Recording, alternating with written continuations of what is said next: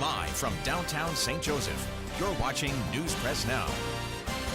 Good evening. Thanks for joining us tonight for News Press Now. I'm Charles Christian. And I'm Kirsten Stokes. Whitney Lanning is facing calls to resign from her job after an alleged confrontation with fellow St. Joseph School Board member Isara Garcia. News Press Now's Marcus Clem is live outside Community Action Partnership with an update on this story. Marcus?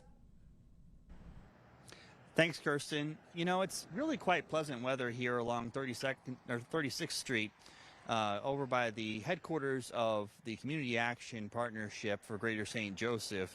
However, as you've probably been made aware from my previous reporting, not everything is going well with the administration of that organization. And so I've come here to the Community Action Partnership in order to discuss what's happening with Executive Director Whitney Lanning. As you no doubt already know, Ms. Lanning was charged with a misdemeanor offense of harassment last week in relation to a February 26th confrontation with fellow school board member Isara Garcia. Now, hypothetically, this charge involves a maximum penalty of 1 year in jail and a fine of up to $2,000. It's unlikely that those penalties would be imposed for a first-time offense, but that's what's on the books. And meanwhile, Ms. Lanning will be going through judicial proceedings later this month and into April. Here's what we know so far. The charge applies, and in the meantime, Senators Tony Lutkemeyer and Rusty Black, who represent the St. Joseph area and the surrounding region, have called on Ms. Lanning to resign from her position as Executive Director of the Community Action Partnership of Greater St. Joseph, a position which she has held for several years, and she has served on the school board since being elected last year. And so following that confrontation and that charge, I received a statement from Senator Rusty Black. Here is what he had to say. She needs to resign now so that the partnership can move forward.